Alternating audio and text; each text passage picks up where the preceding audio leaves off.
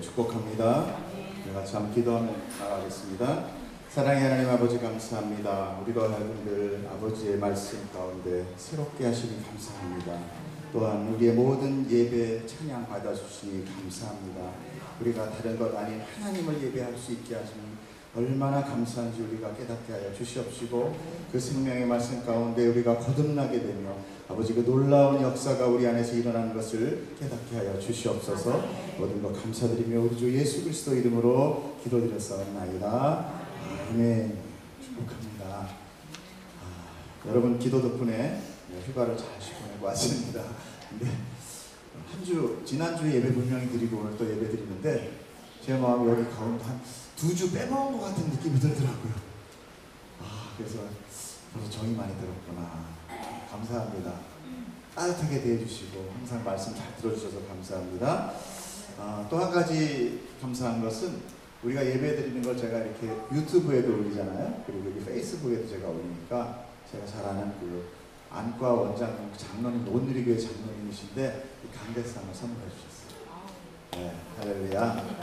여기서 감사합니다. 엉뚱한 소리 나가지 않고 하나님의 생명의 말씀만 나갈 줄 믿습니다. 네, 저보고 뭐라 그러지 마세요. 하나님의 말씀만 저는 전할 겁니다. 이런 생각을 해요. 우리가 과연 하나님을 믿는 것은 무엇인가? 그리고 나는 무엇이고, 그리고 내 문제는 무엇이고, 하나님의 뜻은 무엇인가? 이런 걸 가끔 생각해봐요.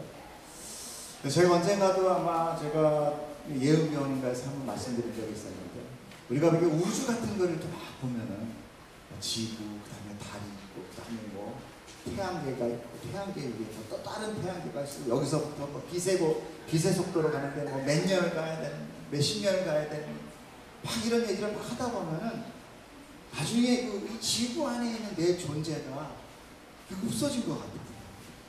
너무 큰 우주 안에서 내 존재는 없어진 것 같아요. 그러나 분명히 있어요.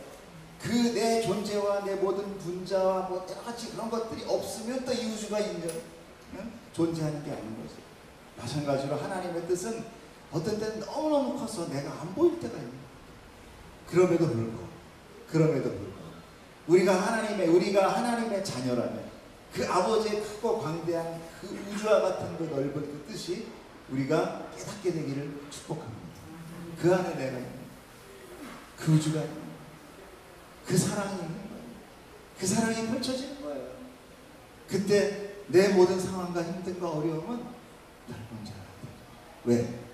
어마어마하게 큰 역사가 이제 일어가는데 우리의 거기에 주인공이 될 테니까. 그렇잖아요. 마스코트를 막 하는데 이게 뭐 글자도 써주고 그러잖아요. 근데 한 명 들어도 티는 나지만 잘 몰라. 그 뜻이 그만큼 많은 것에 하나님의 뜻이 이럴 때 우리의 모든 힘든 것들 가끔씩 그 하나님의 뜻에 맡길 때 우리의 모든 어려움도 이길 줄 믿습니다. 그럼에도 불구하고 하나님께서 우리를 바라보고 계시다. 그래서 참 감사하다는 거죠. 자, 드디어 오늘 누가복음 세 번째 세례 요한의 탄생과 그 의미 2가 지금 진행되고 있습니다. 지난주에 세례 요한에 대해서 우리가 공부했죠. 첫째, 세례 요한은 무엇을 하기 위해서 태어난 사람이었습니까? 그것이 누가복음 1장 17절에 나와 있었습니다. 그가 또 엘리야의 신명과 능력으로 주 앞에서 먼저 와서 아버지의 마음을 자식에게 거스르는 자를 의인의 슬기에 돌아오게 하고 주를 위하여 세운 백성을 준비하는 자다. 준비하는 자다. 주 앞에 먼저 와서 사람들을 하나님께 돌이키게 한다면 이것이 회개였습니다. 우리가 하나님께 돌이키는 것, 이것이 바로 회개입니다. 여러분들 삶 가운데서 우리는 한 번 회개했으니까 이제 회개 됐어, 이게 아니에요. 우리 늘 내 앞에 삶을 다시 바라봅니다. 날마다 우리는 하나님께로 회개해야 돼요. 내 삶 봐봐야 늘 어렵죠. 늘 아니죠. 하나님을 바라보시길 축복합니다. 나의 모든 것을 바라본다는 것은 나의 모든 문제도 하나님 앞에 맡긴다는 것이죠. 여러분의 문제를 진정 하나님께 맡겨보십시오. 그게 바로 기도입니다. 그 역사가 일어날 줄 믿습니다. 자, 또 하나는 메시아를 위하여 백성을 준비시키기 위함이다. 이것이 광야에 외치는 소리였습니다. 이것을 잘 정리한 것이 마태복음이에요. 마태복음 그때에 세례 요한이 이르러 유대 광야에서 전파하여 말하되 회개하라 천국이 가까이 왔느니라 하였으니 그는 선지자 이사야를 통하여 말씀하신 자라 일러스되 광야에 외치는 자의 소리가 있어 이르되 너희는 주의 길을 준비하라 그가 오실 길을 곧게 하라 하였느니라. 아멘. 이 말씀 안에 요한의 탄생의 목적이 다 들어가 있는 것입니다. 하지만 이 모든 것은 그냥 갑자기 일어난 일이 아니라는 것에 우리는 초점을 둬야 됩니다. 이사야 선지자와 말라기 선지자를 통하여 미리 선포하고 약속했다는 것입니다. 하나님은 이렇게 갑자기 자기 백성에게 늘 어떤 것을 느닷없이 하는 분이 아니라 약속하시고 그 약속을 믿고 따르는 자에게 당신의 은혜를 성취시키는 자라는 것입니다. 여러분, 그래서 하나님을 믿어야 되고 그 언약을 붙들어야 되는 이유가 바로 그것입니다. 우리가 약속을 붙들 때 그 약속이 우리의 삶 가운데 성취되는 것입니다. 이것이 우리에게 바로 구원이라는 열매로 주어지는 것입니다. 즉 구원은 하나님께서 어느 날 갑자기 인간들을 만들었는데 죄져가지고 너무 불쌍해. 그래서 내가 너무 무관심했나? 그런 자괴감이 갑자기 들어서 이렇게 불뚝하고 그냥 내가 구해줄게 한 것이 아니라 이미 창세전, 즉 이 시간이 시작되기 전에, 존재하기 전에 이미 계획하시고 그 계획을 하나하나 실행하고 계시다는 것입니다. 그래서 우리에게 언약의 책인 성경을 먼저 주시는. 그렇다면 우리가 구약을 잘 모르고 신약도 잘 모르면 그 당시 유대인들보다 우리가 더 많은 은혜를 받았음에도 불구하고 깨닫지 못한다. 유대인들은 어차피 성경이 없었어요. 구약밖에 없었어요. 그래서 어떻게 되는지 몰라요. 그래서 메시아가 올 거다라는 거 몰라요. 그러나 우리는 메시아가 예수 그리스도라는 걸 명확하게 알고 또 계시록에 뭐라고 나옵니까? 이 세상의 마지막을 우리는 이미 알고 있다는 거예요. 여러분 이미 예언하는 자예요. 예언하는 자. 그런데 교회는 더 타락하고 더 불신하고 더 불안해하고 더 두려워하고 있다는 거죠. 제가 왜 이 말씀을 하냐면 요즘 많은 사람들이 대두되는 말이 정치에 대한 불안감, 또 이 이데올로기적인 불안감, 또 여러 가지 많은 어떤 그런 세상의 무슨 재해라든지 또는 그 이단의 출현이라든지 또는 뭐 이 성 정체성에 대한 문제라든지 무슬림들의 문제라든지 이런 것들로 인하여 교회가 두려워하고 있다는 것을 볼 때 저는 좀 너무 이상했어요. 우리는 두려워해야 되는 존재가 아닙니다. 우리의 편은 누구예요? 하나님이세요. 하나님은 패배자입니까? 승리자십니까? 하나님은 이제 막 일하고 계십니까? 아니요. 예수님은 십자가에서 다 이루었다. 하나님이 다 이뤘을 때는 누가 더 우리가 뭘 보태주겠다는 겁니까? 그래야 완성됩니까? 아니, 하나님은 다 이루시는 거예요. 끝난 겁니다. 우리는 그 끝을 향하여 걸어가고 있는 자들. 근데 왜 두려워? 왜 불안해? 요즘 세상이 교회에게 주는 소리가 무엇입니까? 계속 우리의 믿음을 흔들고 두렵고 불안하게 만들어서 우리의 눈을 하나님께 돌리지 못하게, 즉 회개하지 못하게. 하나님께 눈을 돌리지 못한다는 것은 결국 나에게 집중한다는 것입니다. 나의 문제에 집중하는 거예요. 우리는 원래가 나를 위하여 사는 자들이다. 죄라는 것이 바로 그겁니다. 내가 하나님의 자리를 차 올라가서 내 마음대로, 내 뜻대로, 내 주장대로, 내 계획대로 사는 것, 이것이 죄.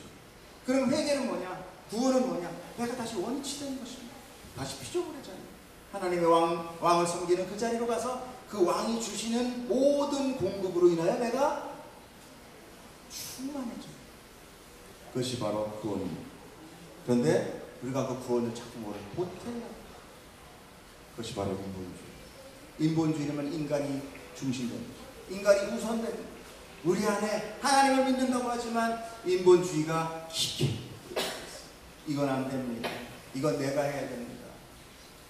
이것이 우리의 신앙을 갉아먹고 있다는 것을 여러분 깨달으시고, 창세기에 보면 하나님께서는 한번 노아의 홍수로 전 인류를 멸하십니다. 왜 멸했을까? 하나님의 심판을 모형으로 다시 한번 보여주십니다. 내가 왜 진노하는 줄 아느냐? 내가 왜 죄를 싫어하는가? 하나님께서 노아의 홍수로 온 인류와 기식 있는 동물을 다 멸하실 때 그 이유가 있었다는 것입니다. 창세기 6장 1절에 보면 사람이 땅 위에 번성하기 시작할 때 그들에게 딸들이 나니 하나님의 아들들이 사람의 딸들의 아름다움을 보고 자기들이 좋아하는 모든 여자를 아내로 삼은지라. 여호와께서 이르시되 나의 영이 영원히 사람과 함께 하지 아니하리니 이는 그들이 육신이 되리라. 그러나 그들의 날은 120년이 되리라 하시니. 이걸 딱 보고 무슨 생각이 듭니까? 그게 뭐? 다 그렇게 사는데? 내 마음에 들어서 이쁜 처자 데리고 살면 좋은 거지 뭐. 여기에 바로 숨어있는 트릭입니다. 여기서 2절을 보면 뭐라고 나오냐면 하나님의 아들들이 나오는데 이것은 뭐로? 신앙을 고백하는 자들이다. 하나님을 인정하는 자들이다. 그리고 사람의 딸들이란 하나님과 경건을 알지 못하는 불신자란, 하나님을 무시하는 자, 하나님을 중심으로 살아가려고 하지 않는 자. 그러니까 창세에 이미 신자와 불신자가 나타나고 있다는 것입니다. 물론 비록 우리가 죄로 인하여, 아담의 죄로 인하여 쫓겨난 다 존재들이지만 그래도 하나님의 자녀들이 있었다는 것입니다. 우리와 같이 그들의 하나님께서 함께 동행하는 자가 있었다. 그런데 하나님의 아들들이 사람의 딸들을 데려와 아내를 삼을 때 바로 문제가 되었다는 것입니다. 즉 신자가 불신자의 여자와 결혼할 때 지극히 위험한 상태가 될 수 있다는 것입니다. 남자는 뭐로 창조됩니까? 흙으로 창조됩니다. 여자는 그 남자를 돕는 대필로, 남자의 갈비뼈로 창조됩니다. 이게 그냥 아무렇게 쓰여진 것이 아니라는 겁니다. 잘 들어보십시오. 돕는 배필이란 도움을 받는 자보다 똑똑해야 안 똑똑해요? 똑똑하단 말이에요. 누가 그러잖아요. 띨띨한 게 똑똑한 걸 돕습니까? 똑똑한 게 띨띨한 걸 돕습니까? 똑똑해야 띨띨한 걸 돕죠. 남자들은 띨띨해요. 하나님 보시기에 더욱더 똑똑한 여자를 남자의 대필로, 돕는 대필로 줬다는 거죠. 그러나 이것이 악용되면 큰 화를 불러올 수 있죠. 그 대상이 도움을 받는 남자에게 아주 악영향이 된다는 거죠. 그러므로 집안의 여자가 그 대표적인 것이 성경에는 무엇입니까? 북이스라엘의 아합 왕입니다. 여러분, 아합 왕은 정말 장가 더럽게 잘못합니다. 그 아내가 누굽니까? 절대 악입니다. 대담하고 잔인한 이세벨 여왕. 이 이세벨 여왕은 그냥 바알을 숭배하는 나라의 공주였던 거예요. 이스라엘에 이 여자가 들어와서 이스라엘이 쑥대밭이 됩니다. 북이스라엘은 결국 아수르의 하나님에 의한 하나님의 심판이죠. 그걸 받아서 아수르에서 완전 멸망당하고 그 혈통 자체가 없어져요. 다 혼합 정책이었어요. 남유다라고 그러죠. 남유다는 그냥 쫓겨났다 포로 지들끼리 살다가 다시 돌아오는데 북이스라엘은 어떻게 돼요? 그 주변에 있는 사람들하고 다 이렇게 섞이게 자폰을 시켜버려요. 민족 말살 정책. 그래서 유대인들이 사마리아인 보고 막 괜히 뭐 얘기하는 게 바로 그거예요. 너희들은 피가 섞였다. 이방인과 피가 섞였다. 그러므로 너희들은 개돼지다. 원래 같은 민족이에요. 그렇게 싫어하는 거예요. 정통성이죠. 이것이 바로 배우자를 잘못 들인 단적인 사례예요. 우리는 교회를 예수님의 신부라고 해요. 그 신부를 받아들이기 위해서 남자인 신랑은 어떤 수고를 해야 되느냐? 목숨을 버리는 수고. 그만큼 중요합니다. 즉 신부의 대가는 죽음이다. 그만큼 여자는 중요하고 결코 남자가 다스릴 수 있는 존재가 아니라. 2절에 딸들의 아름다움을 보고 라고 나오죠. 딸들의 아름다움을 보고 라고 나오는데 여기 또 기가 막히게 이야기 있어요. 그 아름다움이란 단어의 의미를 보고 제가 너무 깜짝 놀랐는데 그것이 바로 토브라는 거예요. 여러분, 토브라는 단어는 바로 하나님께서 천지를 창조하실 때 매일매일 뒷부분에 딸려 나오는 보기에 좋았더라. 보기에 좋았더라는 것은 하나님은 선하시다라는 뜻과 또 일맥상통합니다. 보기에 좋았다는 것은 보기 좋구나가 아니라 선하게 창조되었다는 겁니다. 그런데 그 선함의 기준이 지금 누구한테 넘어가고 있느냐? 사람한테 넘어가고 있다. 여러분, 모든 창조의 기준이 사람한테 넘어올 때 이 피조개는 무너지기 시작합니다. 결국 사람이 자기 눈에 좋은 것을 톱으로 나타나는 것은 하나님의 선함의 기준이 아닌 자기의 선함으로 아내를 택하고 있다는 것이죠. 즉 삶의 기준이 하나님으로부터 자기로 바뀌었다는 거예요. 또한 자기들이 좋아하는 이라는 뜻 있죠. 자기들이 좋아하는 좋아하다. 우리 조금 모셔다 드리겠습니다. 좋아하다라는 이 단어는 바하르라는 히브리 말인데요. 바하르. 그 본래 의미가 참 이게 의미심장합니다. 이게 바하르라는 말이 그냥 좋아하다는 게 아니라 시험하다, 선택하다, 결정하다. 참, 그게 우리가 원어를 조금 알아야 되는 이유가 우리가 이렇게 해석하면서 문장에 맞게끔 해석을 하거든요. 그래서 원래 원뜻을 잘 잊어버리게 돼요. 이것을 어원을 통해서 다시 정리해 버릴게요. 사람이 하나님의 선함이 아닌 자기의 선함으로 결정하며 그것으로 하나님을 시험하였다. 완전히 다르죠? 우리가 그냥 볼 때 어때요? 사람들의 아들이 하나님의 아름다움을 보고 사람의 딸들의 아름다움을 보고 자기가 좋아하는 모든 데가 취했다. 이거 무슨 문제가 있어? 그런데 그 안에 뜻이 어때요? 사람이 하나님의 선함의 기준을 자기의 선함의 기준으로 바꿔 결정하여 그것으로 하나님을 시험했다. 여러분, 하나님을 시험하다는 게 됩니까? 아까 앞에서 말씀드린 바와 같이 사단은요, 우리의 눈을 하나님께 돌리는 것보다 계속 가로막고 고통, 아픔, 우리의 선함으로 기준으로, 우리의 삶의 기준으로, 도덕적 기준으로. 그래서 가끔 저렇게 착한 사람이 하나님을 안 믿으면 어떻게 누가 믿어? 이것도 사람의 기준입니다. 도덕의 기준, 인간의 기준, 하나님의 기준은 우리의 기준과 다를 수 있다는 것을 여러분 꼭 깨달아요. 그럼 어느 기준입니까? 성경의 기준이죠. 말씀에 입각한 삶이 되기를 여러분 축복합니다. 그건 잘 안 되죠. 그렇기 때문에 늘 말씀 앞에서 무릎 꿇고 주님 앞에 우리의 이 육신의 삶은요, 그냥 실패의 연속일 수밖에 없어요. 여러분, 육신의 삶에서 너무 성공하려고 하지 마십시오. 그렇다고 그냥 나태하게 살려는 게 아니라 그냥 그럴 때마다 그렇죠 하나님, 그래서 죄가 무서운 거죠. 그렇죠, 그래서 내가 예수님의 은혜가 필요한 거죠. 주여, 당신의 은혜 그 옷자락으로 나를 덮어주시옵소서. 이게 기도하는 거예요. 내가 되면 이제 됐네 이렇게 되는 거잖아요. 그럼 예수 필요 없는 거잖아요. 자꾸 그거 없다고 생각을 하니까 예수 필요 없으니까 그 다음 뭐예요? 내가 뭐 했어요? 라고 나오는 거예요. 안 된다. 나는 그거 모른다. 하나님 것이다. 나는 그런 자 모른다. 나야말로 주여 주여 한다고 내가 다 아는 거 아니다. 그 자 모른다. 그 얘기가 바로 뭐예요? 나 열심히 일했는데 그럼 하나님께서 모른다 그러시니까 그게 아니라 내가 이미 이제 난 이제 죄인 아니야. 난 하나님을 믿었고 구원받았으니까 난 끝났어. 예수님이 나를 위해서 죽었대. 난 끝났어. 이러고 경거망동하는 자 아니다. 그건 정말 100개 모르는 거예요. 그 뒤에는 뭐가 나오냐? 정말 죄는 무섭구나. 내가 날마다 하나님 앞에 말씀 붙들고 나가는데도 불구하고 내 안에서 혈기가 올라오고 내 안에서 분노가 올라오고 내 안에서 미움과 질투와 모든 더러운 것들이 나오는구나. 무섭구나. 주여, 나를 불쌍히 여겨주시옵소서.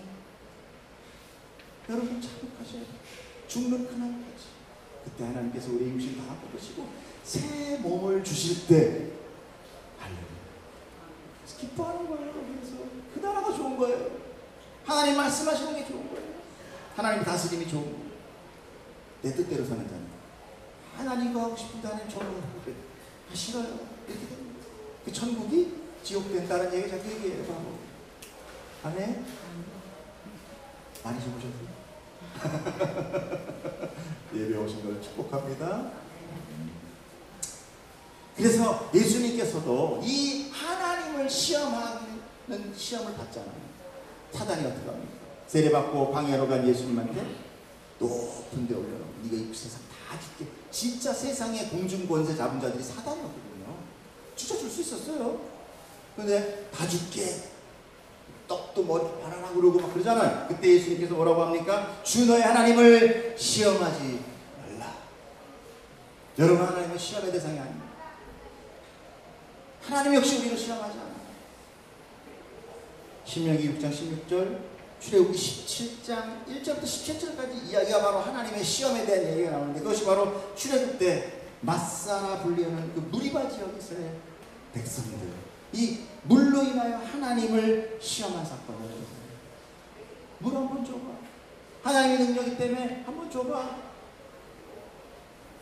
여러분, 하나님을 시험하면 그것은 하나님을 사실 내가 인정하지 않고 있다는 것을 나타내는 것입니다. 우리가 하나님을 믿는다면 하나님 절대 시험하지 않아요. 내가 정말 저 아버지가 정말 내 아버지인가? 이러고서 이것저것 시험해보면 그 아버지를 믿는다는 거 안 믿는다는 거예요? 안 믿는다는 거죠. 이렇기 때문에 이 노아라는 사람, 이 노아 때 사람들이 자기의 좋을 대로 살기 시작하자 하나님은 그것을 통하여 그들이 육신이 되었다라고 기록합니다. 즉 하나님의 영이 그들에게 떠나 버렸다. 그러므로 이제 그들은 120년을 살게 됩니다. 육신의 숫자입니다. 육신의 시간. 우리가 그 전에 몇백 년씩 산 아담의 자녀들은 비록 아담이 죄를 짓고 에덴을 쫓겨났지만 그래도 하나님의 영이 그들과 함께 있었다는 것을 알게. 그러나 이제 육체만 남고 성령이 떠나갈 때 하나님 앞에 이제 완전 죄인, 완전 타락으로, 결국 보기에 좋았더라가 아닌 이제 보기 좋지 않더라, 즉 로토부 상태고 되버린 것입니다. 그런데 이렇게 육체가 된 사람들의 증상이 이제 그 뒤에 나타난 것이 6장 4절부터 8절까지입니다. 읽어드릴게요. 당시에 땅에는 네피림이 있었고 그 외에도 사람의 아들들이 사람의 딸들에게로 들어와 자식을 낳았으니 그들은 용사라 고대 명성 있는 사람들이었더라. 여호와께서 사람의 죄악이 세상에 가득함과 그의 마음으로 생각하는 그 모든 계획이 항상 악할 뿐임을 보시고 땅 위에 사람 지으심을 한탄하사 마음에 근심하시고 이르시되 내가 창조한 사람을 내가 지면에서 쓸어버리되 사람으로부터 가축과 기는 것과 공중의 새까지 그리하리니 이는 내가 그것들을 지었음을 한탄함이라 하시니라. 그러나 노아는 여호와께 은혜를 입었더라. 여러분, 육체가 된 자들에게 자식이 탄생했는데 어떤 게 나타납니까? 용사가 나타납니다. 그리고 명성 있는 자라고 합니다. 용사는 힘과 권력과 능력을 말합니다. 명성은 뭡니까? 유명한 거예요, 권세예요, 인기예요, 이름을 남기는 것입니다. 이게 뭡니까? 다 우리 기도 제목 아닙니까? 아니에요? 우리의 원함이고, 이것 때문에 교회 나오잖아요. 이것 때문에 절간 가잖아요. 이것 때문에 점쟁이 찾아가잖아요. 우리의 목적과 우리의 삶이 바로 이거란 말이에요. 이때 우리가 너무 찔려요. 내가 이렇게 살고 있는 게 바로 하나님의 분노함이었구나. 바로 이 말씀을 통하여 우리의 정체성이 드러나는 것입니다. 여러분, 성경은요 우리 안에 있는 죄를 자꾸 드러내는 것입니다. 고요하게 맑게서 맑은 것처럼 밑에 부유물이 가라앉아 있잖아요. 가만히 놔두면 몰라요. 깨끗한 줄 알아요. 하나님 가끔씩 뒤집어 너의 정체성이. 우리는 하나님 앞에 죄인으로 드러나야만 합니다. 죄인으로 드러날 때 구원이 있는 거예요. 죄가 뭐 구원해요? 그래서 죄인만, 그래서 교회 안에 죄인이 바글바글한 거예요. 병원 안에 아픈 사람이 바글바글하듯이. 그러니까 교회 가서 왜 저놈은 저렇게 예수 믿는다는데 왜 저 모양이냐 그러지 마세요. 원래 그래요. 저놈 절에서 왔구나 이렇게 하시면 돼요. 그를 위하여 기도해 주시면 돼요. 저 정도 악하니까 왔지. 웬만해서 왔겠어? 그러니까 우린 다 얼마나 지독했으니까 여기 와서 예배드리겠어요? 축복합니다. 그러나 우리의 영혼은 이제 이미 구원받았습니다.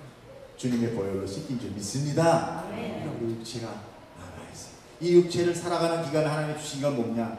죄를 알아라. 하나님의 다스림이 얼마나 너에게 좋은 곳인지, 토부인지를 깨달아라. 그거 안 깨달으면 우리 계속 세상 것 달라고. 건강 주세요, 유명하게 해주세요, 힘세게 해주세요, 권세 주세요, 능력 주세요. 이게 다 안 줘요. 여러분, 하나님의 손으로 기쁜 자 되기를 축복합니다. 자, 5절과 6절을 제가 그 창세기에 보면 우리 어떻게 여호와께서 사람의 죄악이 세상에 가득함과 그의 마음으로 생각하는 그 모든 계획이 항상 악하다. 땅 위에 사람 중에 한탄한다.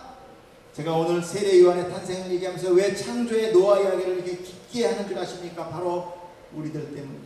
하나님께서 요한의 탄생을 미리 약속하시고 그 약속을 하나도 어김없이 하나하나 실행하고 완성하시는데 우리는 그걸 의심하고 두려워하고 걱정하고 염려하고 있다. 여러분, 현상에 흔들리지 않기를 축복합니다. 내가 좀 아프다고, 내 자식 지금 안 됐다고, 뭐 좀 대학에 떨어졌다고, 여러분 그것으로 하나님 계시다 안 계시다 얘기하지 마세요. 이게 얘기하잖아요. 용사, 명성 이거 아니다. 내가 이것 때문에 다 멸한다. 보십시오. 세상에는 힘과 권력과 권세와 유명함과 인기가 최고의 선이에요. 최고의 고지예요. 모든 사람의 꿈이고 소망입니다. 그런데 이 세상에 싸움과 전쟁과 암투와 음모와 정치와 다툼이 끊이지 않아요. 왜 그렇습니까? 그럼 왜 그랬어요? 다 이것 붙잡겠다고 싸우기 때문에. 그러니 이 땅에서 그런 전쟁과 정치와 난리들은 필연적으로 나타날 수밖에 없는 거예요. 하나님은 그렇게 선으로 다스리는 분이 아니라는 거예요. 그래서 하나님께서는 7절에 바로 이 말씀이십니다. 이르시되 내가 창조한 사람 내가 지면에서 쓸어버리되 사람으로부터 가축과 기는 것과 공중의 새까지 그라니니 이는 내가 그것들을 지었음을 한탐이나. 이 이야기가 예수님의 재림 때 분명히 다시 나타납니다. 분명히 다시 나타납니다. 이 기준으로 나타나는 거예요. 그러니까 어떡하지? 권세 있고 능력 있고 이렇게 딱 사람이 하나님 잘 살았죠? 그러면 그래, 그러면 저리 가. 뜨끈뜨끈한 데로 가. 찜질방으로 가. 이렇게 영원히 찜질방 가는 거야. 근데 하나님께서 이렇게 선포하시고 계획하시고 그 선의 기준으로 세상을 다스리는데 교회가 그걸 어떻게 받겠다고 하나님께 기도할 수 있어요. 어떻게 소리칠 수 있어요. 우리는 오직 하나님의 뜻대로 하옵소서라고 기도할 수밖에 없는 존재입니다. 저 정치인들 막아주세요. 저 무슬림 막아주세요. 아니에요. 교회는 인간의 타락상을 보면서 하나님을 더 두각시키는 것입니다. 촛불 들고 나가는 게 교회가 아닙니다. 촛불 들고 나간다는 것은 뭐예요? 하나님의 뜻 가운데 하나님은 아니잖아요. 어떻게 하나님 이따구로 이 세상을 이렇게 다스려요? 그래. 이게 하나님 아니지. 이거는 이 얘기가 똑같은 거예요. 또 예수님이 다 이뤘다 그러는데 다가 아니네. 내가 좀 더 도와줘야 되겠네. 이게 착각한다는 거예요. 여러분, 두려움 자체는 형벌이라고 했어요. 두려움은 형벌입니다. 여러분, 두려움 자체가 하나님을 믿지 못한다는 거예요. 여러분, 뭐가 아니라는 게 아닙니다. 중보기도 하지 말라는 게 아니에요. 그러나 그 중보기도의 전체적인 목적은 뭐냐면 그럼에도 불구하고 하나님의 뜻이면 이루어지기를 원합니다. 이해할 수 없을지라도 이루어지기를 원합니다. 내 자식은 안 됩니다가 아니라는 거예요. 하나님은 그래서 먼저 내 자식을 내보낸 거예요. 여러분, 이거를 깨닫기를 축복합니다. 하나님이 인간의 타락을 미리 하시고 이 모든 죄로 얼룩진 세상을 멸하시기로 이미 계획하심으로 그 뜻을 이제 하나하나 실행하고 계시는 거예요. 거기서 우리가 붙들어야 하는 것은 바로 무엇이냐? 하나님께서 은혜를 주신 믿음밖에 없다는 것입니다. 그러므로 두려워하지 마십시오. 근심과 걱정하지 마십시오. 우리는 이미 세상의 마지막을 아는 자들입니다. 끝을 아는데 뭘 걱정합니까? 그 영화의 끝을 알아요. 어떻게 되는지 다 알아요. 두려워하지 않습니까?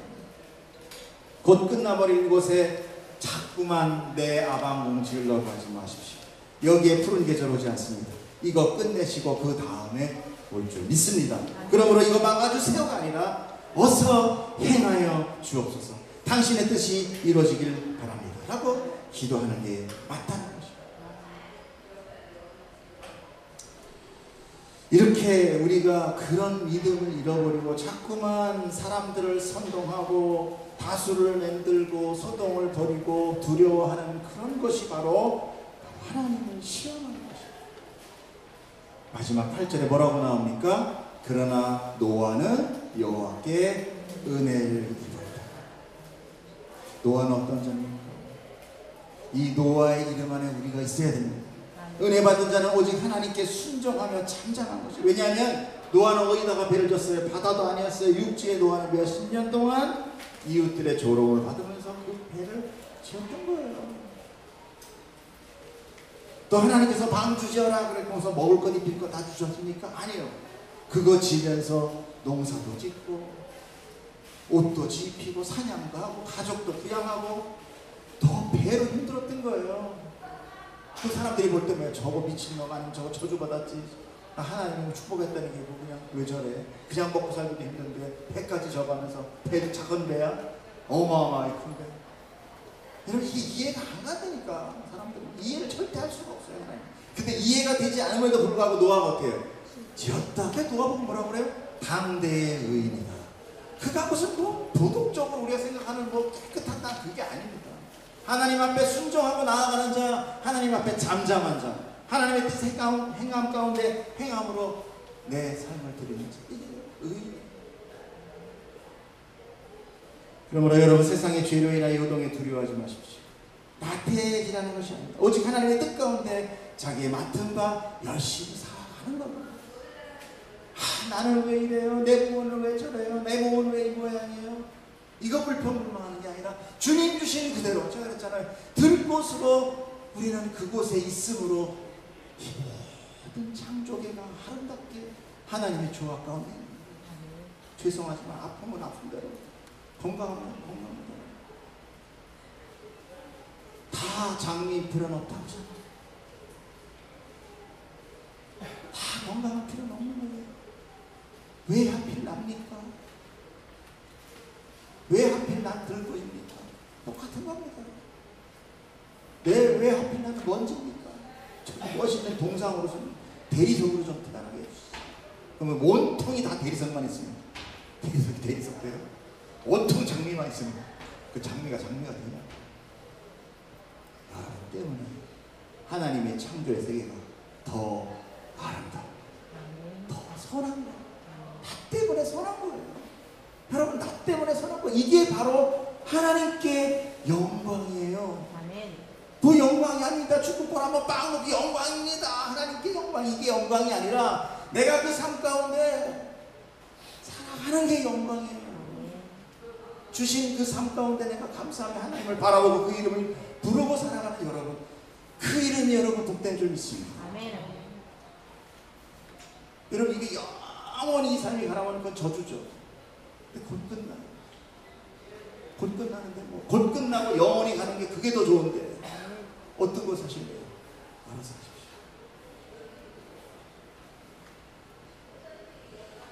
이렇게 하나님께서는 자기 백성의 모든 것을 다 미리 알려주시고 계시하고, 그것을 자기 계시라고도 하고 언약이라고도 말씀합니다. 요한은 이렇게 하나님의 약속으로 메시아가 오기 전에 그분의 사역을 위해 먼저 보냅니다. 그런데 영적 지도자인 제사장 사가랴가 이 소식을 듣고도, 그 말씀의 이 언약을 듣고도 자기의 육체적인 조건, 나는 자식을 못 낳아, 난 이미 늙어서, 이거로 인하여, 우리 자기의 한계로 인하여 하나님 부인하고 하나님 믿지 못합니다. 그것은 바로 자기의 힘, 자기의 능력, 자기의 몸, 자기 육신만을 의지하고 있다는 건 증거였다. 그러니까 성경에 나오는 사가랴는 제사장이니까 나보다 훌륭하겠지, 요한의 아버지는 훌륭하겠지, 아니라는 거예요. 여러분, 성경에 나오는 모습은 나는 이 사람보다 그래도 낫구나. 하나님 샘플로 주시는. 정말 여러분의 자식이 하나님의 말씀을 딱 들으면은 와 할렐루야, 잘 안 된다는 거죠. 안 된다는 거죠. 제사장님들이 이런, 우리는 오직 하나님이 하나 하실 때 조용히 기다리고, 그리고 문 열어주시면 아멘 하고 가면 돼요. 아멘. 하나님이 다 하십니다. 다 하세요. 걱정하지 마세요. 사가랴의 의심과 한계, 가브리엘 천사는 그에게 요한이 탄생하기 전까지 말을 할 수 없이 입을 막아버립니다. 약속을 잊어버린 자, 약속을 의지하지 못하는 자, 그는 벙어리예요. 그는 맹인입니다. 그는 귀머거리나 같아요. 여러분, 성도는 영적 메시지를 받는 자들입니다. 아멘. 그렇기 때문에 하늘의 계시를 깨닫는 자들. 여기서 깨어있다는 것은 사실은 새벽 기도를 하는 것이 깨어있다는 것이 아니라 영적인 약속, 즉 말씀 가운데 모든 것을 내 삶에 온몸으로 받아버리는 자예요. 내가 그 삶을 받아버리는 거예요.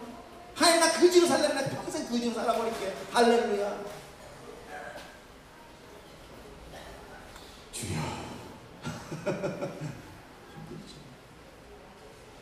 그래서 우리 성령님이 도와주실 줄 믿습니다. 삶이 말씀 안에 적용될 때 그는 하나님의 뜻 가운데 있는 자예요. 그 자는 어떤 일이 일어나도 두려워하지 하거나 놀라지 않을 수 있습니다.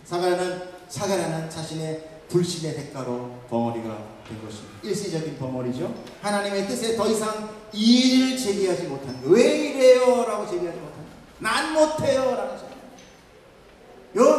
왜 하필 나예요? 하나님 막아버리시죠. 하나님은 자기의 뜻을 거스르거나 의심하거나 믿지 못하는 자의 기도를 듣지 않으십니다. 입을 막으시고 귀를 막으시고 눈을 가리우시고, 그래서 이사야 선지자를 보내며 하시는 말씀이 있습니다. 이거 좀 보시고 끝낼게요. 이사야 6장 8절에 내가 또 주의 목소리를 들으니 주께서 이르시되 내가 누구를 보내며 누가 우리를 위하여 갈고 하시니 그때 내가 이르되 내가 여기 있나이다 나를 보내소서 하였더니. 여기까지 읽으면 너무나 선교사마성할 때 전도 갈 때 너무 좋아. 두 번째, 여호와께서 이르시되 가서 이 백성에게 이르기를 너희가 듣기는 들어도 깨닫지 못하게 할 것이요 보기는 보아도 알지 못하게 하여. 끝났어요. 계속 읽을게요. 이 백성의 마음을 둔하게 하며 그들의 귀가 막히고 그들의 눈이 감기게 하라. 염려하건대 그들이 눈으로 보고 귀로 듣고 마음으로 깨달아 다시 돌아와 고침을 받을까 하노라 하십니다. 여러분, 하나님의 마음을 아세요? 하나님의 마음은 어떻게 보면 불신자에게 무섭습니다. 막아버리세요. 막아버리세요. 하나님은 당신의 백성을 위해서 보내시기도 하지만 심판을 위해서도 보낸다는 거예요. 즉 전도란 우리에게 어떤 무리에게 구원의 은혜요 기쁨이 되지만 어떤 대다수의 무리에게는 심판이요 멸망의 증거가 된다. 그러니 내가 억지로 설득하거나 헌신하고 봉사해서 물질로 잘 구워 삶아서 믿게 하겠다? 여러분 그런 생각하지 마세요. 그것은 교만이에요. 그것은 하나님께서 버린 자를 자기의 능력으로 다시 구원하겠다는 말이랑 똑같아요. 그럴 수 없습니다. 그러므로 전도할 때 여러분 불신도하지 마십시오. 걱정하지 마세요. 두려워하지 마십시오. 기쁜 소식을 전하는 자는 담대하며 그만한 대접을 받을 것이 당연한 것이죠. 여러분이 슬픈 소식을 전하는 것도 아닌데 왜 두려워합니까? 왜 걱정합니까?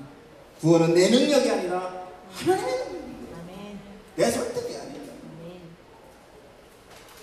이제 사가랴의 아내 엘리사 샤벳이 잉태를 하죠. 그러나 그녀는 5달 동안 숨어 있습니다. 무슨 다른 의미가 아니라 오랜 동안 자식이 없으므로 분명한 증거, 즉 배가 불러올 때까지 기다립니다. 그 당시 잉태하지 못하면 폐에 저주를 받았다고 생각하는 관식이 있었거든요. 그러므로 나이 들어서 늦게 잉태하게 된 엘리사벳에게는 참으로 조심스러웠습니다. 확실하지. 여러분 안에서 나타나는 하나님의 믿음의 증거가 나타나기를 축복합니다. 아멘. 그리고 잠잠히 기다리십시오.